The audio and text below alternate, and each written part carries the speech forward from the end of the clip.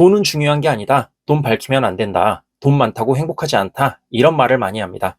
하지만 아이러니하게도 돈이 없으면 우리는 단 하루도 살아갈 수가 없죠. 매번 돈 하면서 돈 이야기를 하는 이유는 결국 돈이 없기 때문이에요. 자본주의 사회에서 돈에 대해 모르면 살아남기가 힘들 수도 있어요. 그래서 이번 영상에서는 자본주의와 경제, 돈에 대해 기초를 다지는 책을 추천하려고 합니다. 이 5권의 책만 제대로 읽어도 여러분의 경제관념은 완전히 바뀔 수 있습니다. 이 책을 읽은 후 제 인생도 완전히 달라졌으니까요. 그럼 영상 시작합니다.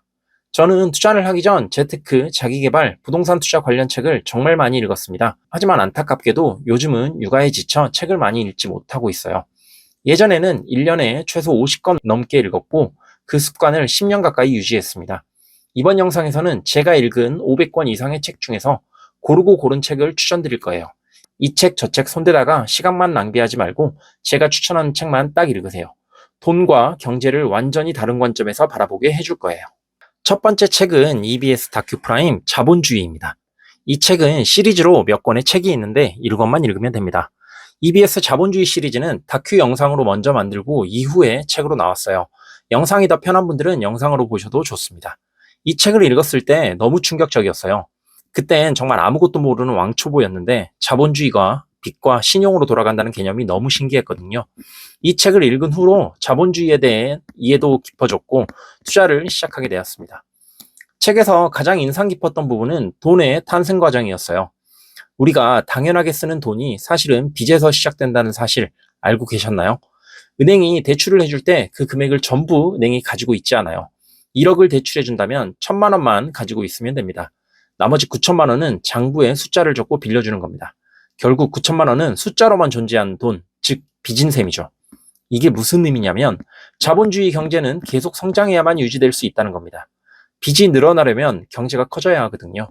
그래서 우리는 끊임없이 소비하고 생산하고 성장해야 하는 거죠. 자본주의는 또 하나의 조건이 있습니다. 계속 소비해야 유지되는 구조라는 거죠. 그래서 광고와 마케팅은 우리에게 필요한 것을 알려주는 게 아니라 비교하고 불안해하고 더 사고 싶게 만듭니다. 카드, 할부, 대출은 삶을 편하게 해주는 도구처럼 보이지만 사실은 우리를 자본주의에 더 깊이 묶어두는 장치입니다. 결국 이 책에서는 자본주의를 모르면 자본주의의 먹잇감이 된다고 강조합니다. 우리는 자본주의라는 시스템을 이해하고 그 안에서 똑똑하게 움직여야 생존할 수 있습니다. 이 책은 자본주의의 장단점을 모두 보여주면서 우리가 어떻게 대응해야 하는지 생각하게 만들어요. 경제 입문서로 이보다 좋은 책은 없다고 확신합니다. 두 번째 책은 부자 아빠, 가난한 아빠입니다. 이 책은 정말 오랜 시간 사랑받는 스테디셀러입니다. 전 세계적으로 4천만 부 이상 팔렸죠. 왜 이렇게 많이 읽을까요? 그 이유는 바로 돈에 대한 사고방식을 완전히 뒤집어 놓기 때문입니다. 투자자들 사이에서 바이블처럼 읽히는 책이기도 해요. 저 역시 처음 읽은 후로 3-4번 다시 읽었습니다. 자산이 조금씩 불어날 때마다 다시 읽었는데 그때마다 보이는 내용이 다르더라고요. 그만큼 책 내용이 매우 좋고 돈과 자산에 대한 고정관념을 깨기에 너무 좋은 책입니다. 책의 핵심은 간단합니다. 자산과 부채의 차이를 이해하라는 거예요. 자산은 내 주머니에 돈을 넣어주는 것, 부채는 내 주머니에서 돈을 빼앗아가는 것, 이 개념이 제 삶에 큰 영향을 주었습니다. 대부분의 사람들이 자산이라고 생각하는 것들이 사실은 부채입니다. 자동차, 비싼 집, 명품 이런 것들은 계속 돈을 빼앗아가죠. 유지비, 보험료, 감가상각도 부채에 해당하죠. 반면 진짜 자산은 뭘까요? 주식, 부동산 임대, 사업, 저작권, 내가 일하지 않아도 돈을 벌어다 주는 것들입니다. 부자들은 자산을 모으고 가난한 사람들은 부채를 모은다는 거죠. 이 책에서 또 한 가지 충격적이었던 건 학교 교육에 대한 비판이었어요. 학교는 우리에게 좋은 직장을 얻는 법은 가르쳐주지만 돈을 버는 법은 가르쳐주지 않는다는 겁니다. 직원이 되는 법만 배우지 사업가나 투자자가 되는 법은 배우지 못한다는 거죠.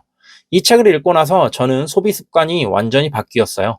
무언가를 살 때마다 이게 자산인지 부채인지 먼저 생각하게 됐거든요. 그리고 자산을 사기 시작했습니다. 세 번째 책은 돈의 심리학입니다. 이 책은 조금 특이해요. 재테크 책이면서 동리의 심리학 책이거든요.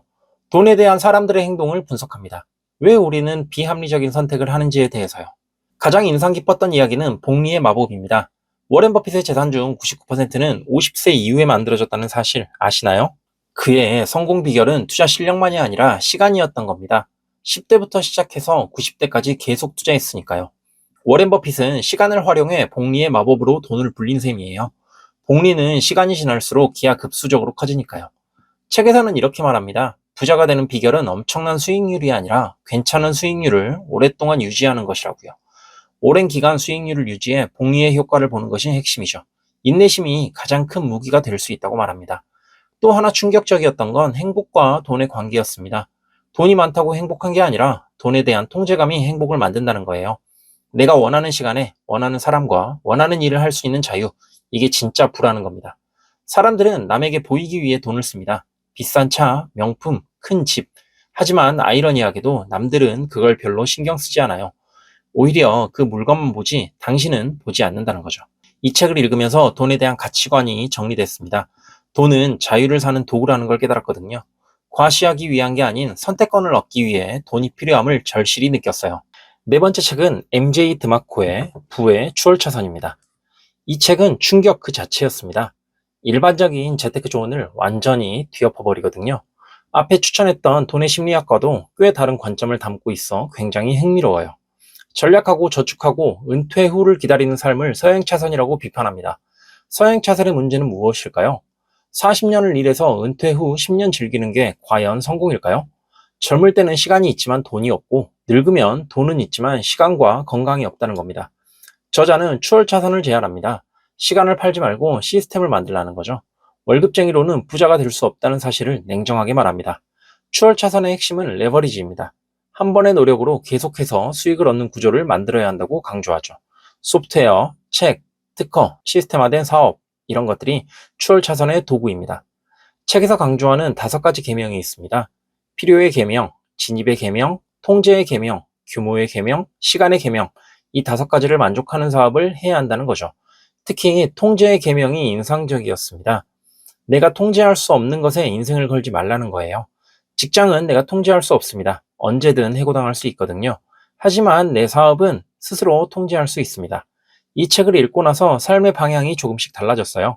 안전한 길만 걷던 제가 위험을 감수하고 도전하기 시작했거든요. 물론 쉽지 않았습니다. 하지만 시도조차 하지 않으면 절대 바뀌지 않는다는 걸 알았어요. 추월차선은 누구에게나 열려 있습니다. 하지만 대부분의 사람들이 시도하지 않죠. 두렵기 때문입니다. 하지만 진짜 두려워해야 할 건 40년 후에도 여전히 월급에 의존하는 삶이 아닐까요? 5번째 책은 세이노의 가르침이에요.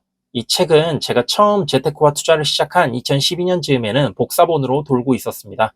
많은 투자자들이 정말 주옥 같은 내용이라며 세이노님이 쓴 글을 편집해 책으로 만들어서 돌려보곤 했어요.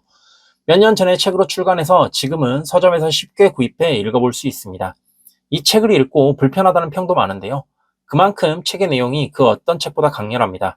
저자는 현실을 있는 그대로 말합니다. 냉정하고 직설적이고 때로는 잔인할 정도로요. 하지만 그게 진실이기 때문에 더 울림이 큽니다. 가장 인상 깊었던 문장은 이거예요. 돈은 쓰면 사라지지만 실력은 쓸수록 늘어난다. 그러니 젊을 때는 돈보다 실력을 쌓아라. 너무나 명확한 진리 아닌가요? 책에서는 부의 공식을 제시합니다. 소득을 늘리고 지출을 줄이고 투자 수익률을 높여라. 간단하지만 이 3가지만 제대로 해도 부자가 될 수 있다고 이야기합니다. 특히 자기 투자의 중요성을 강조합니다. 책을 읽고 공부하고 경험하고 실패하고 배우라는 거죠.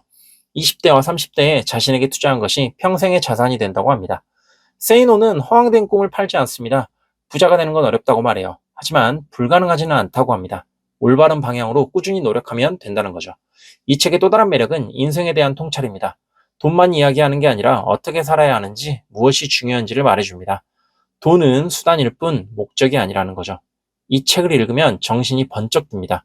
내가 얼마나 안이하게 살았는지, 얼마나 변명만 하고 있었는지 깨닫게 되거든요. 그리고 오늘부터 바꿔야겠다는 결심을 하게 만듭니다. 마지막으로 5권의 책을 간략하게 정리해 볼게요. EBS 다큐프라임 자본주의로 경제 시스템을 이해하세요. 부자 아빠 가난한 아빠로 자산과 부채의 차이를 배우세요. 돈의 심리학은 장기 투자와 복리의 힘을 깨달을 수 있습니다. 부의 추월 차선을 읽고 시스템을 만드는 법을 배울 수 있어요. 그리고 마지막 세이노의 가르침으로 현실을 직시하고 여러분들의 실력을 쌓기를 바랍니다. 5권의 책 모두 정말 좋은 책이니 꼭 한번 읽어보시길 추천드릴게요. 각각의 책이 다른 관점을 담고 있어 함께 읽으면 시너지가 엄청납니다. 저는 500권 이상 책을 읽었지만 이 5권의 책이 제 경제관념과 투자 마인드의 기초를 만들었습니다. 다른 책들은 이 5권의 내용을 조금씩 변형하거나 확장한 것에 불과하더라고요. 재테크를 처음 시작하시는 분들, 경제가 어렵게 느껴지시는 분들, 인생의 방향을 잡고 싶으신 분들, 이 5권만 제대로 읽어보세요. 읽고 나면 세상이 다르게 보일 겁니다. 중요한 건 읽는 것만이 아니라 실천하는 겁니다. 책에서 배운 걸 하나씩 적용해 보세요. 작게 시작해도 괜찮습니다. 한 발 한 발 나아가다 보면 어느새 완전히 다른 곳에 서 있을 겁니다. 이번 영상이 도움이 되셨다면 구독과 좋아요 눌러주세요. 앞으로도 내 집 마련과 재테크, 부동산 투자에 도움되는 정보 많이 알려드리도록 할게요. 시청해주셔서 감사합니다.